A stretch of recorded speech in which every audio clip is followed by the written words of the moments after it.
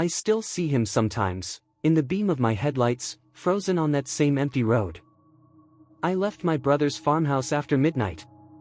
He begged me to stay, storm coming, no signal along the back road, but I'd promised to open the garage early next morning. The rain started as I passed the last porch light. From there, the world turned a single color, dark blue washed with silver streaks. The wipers whispered, a steady heartbeat.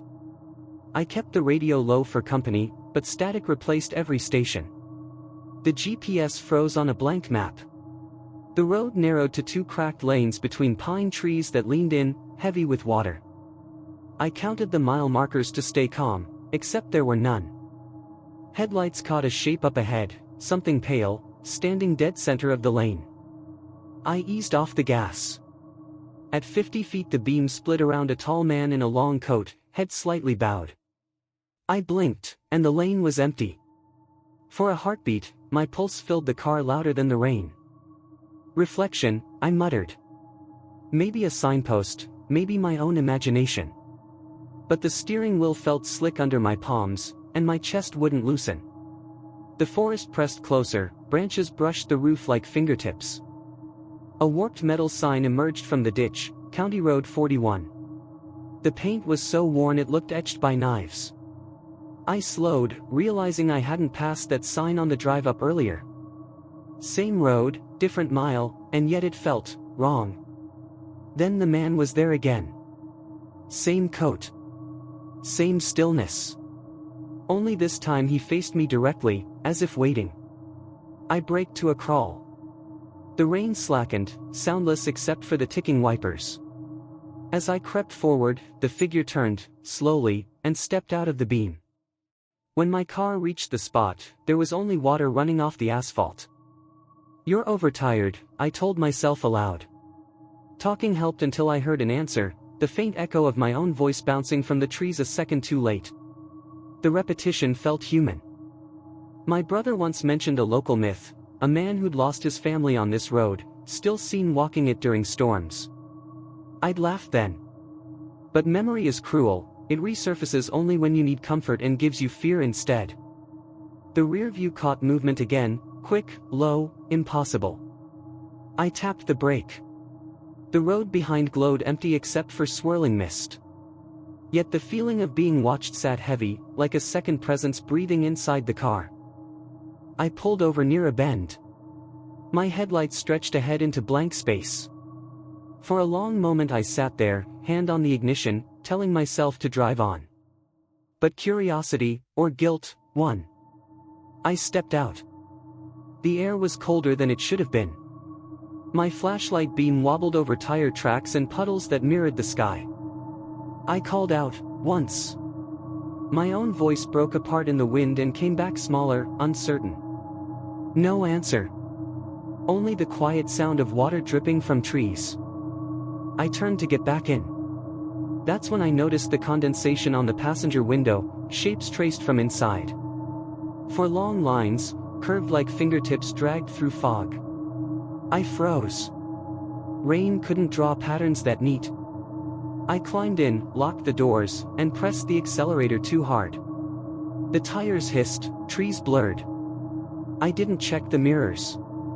The heater blew warm air, but I couldn't stop shivering. The seat beside me was damp, just rain, I told myself. Then my eyes fell on the seatbelt buckle. It was clicked in place. I drove until the fuel gauge blinked low. When I finally saw lights ahead, relief hit me like breath after drowning. A diner sign flickered, open 24 hours. The parking lot was empty. The same rain, the same trees, except I realized something impossible. The sign stood beside another road marker, County 41. Somehow, I was back where I'd started. I parked, left the engine running, and went inside. A bell chimed above the door. Inside smelled of coffee and grease, warm, safe. An old man wiped the counter, his expression unreadable. "You're out late," he said. Got turned around, I answered. "Road signs are gone. Someone out there too, keeps walking in the lane." His rag froze midair. "You saw him too?" He leaned on the counter, eyes fixed past me like watching memory replay. Happens every few years, he said quietly. Always in storms. Some trucker first, then whoever's foolish enough to drive that stretch alone. I almost laughed. You mean a ghost story? Call it what you want, he said, but every one of them ends up back here, same night, same road. His tone carried the certainty of someone who'd seen too much. He reached under the counter and slid something across to me, a Polaroid photo, edges curled. It showed a car just like mine, headlights cutting through fog. A man in a long coat stood in the beam. Taken by a state trooper. 2 nights before he went missing, the old man said. I looked closer. The driver's reflection on the windshield. The shape looked like me. You okay, son? The man asked, voice softer now. I nodded automatically, pushing the photo back. Where's the next town?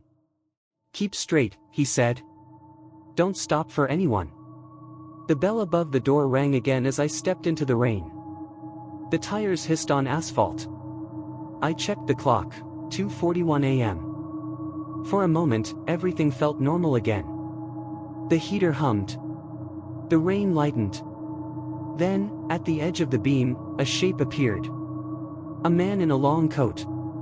Standing perfectly still. My stomach turned to ice. I hit the horn. The figure didn't move. I swerved left, too fast. The tires caught gravel. The world spun in streaks of red taillights and white lines. Metal screamed. Then silence. When I opened my eyes, the car sat half in a ditch, headlights still on. The beam pointed across the road, right where the man had stood. But there was nothing now. Only the sound of rain returning, steady as breath. I tried the ignition. Dead. I grabbed my phone, no signal. Then, 3 slow knocks sounded on the driver's window. I turned so fast I hit my shoulder. No one there. Just the faint outline of a handprint fading down the glass. I stayed there for hours, or maybe minutes. Time didn't move right anymore. When the sky finally began to pale, I forced the door open and stepped onto the wet road. The forest was silent, unnaturally so. My headlights dimmed and died, one after the other. A passing trucker finally found me walking along the shoulder. He offered a ride. I said yes, but as I climbed in, I glanced back one last time. My car still sat there, headlights off, windows fogged from inside. Someone's outline sat motionless behind the wheel. They towed the car later that day. Engine flooded. No footprints except mine. But sometimes, driving home late, I catch myself watching the mirrors too long. The road lights flicker blue across the glass, and for a second, I see him again. Standing right where the beam ends.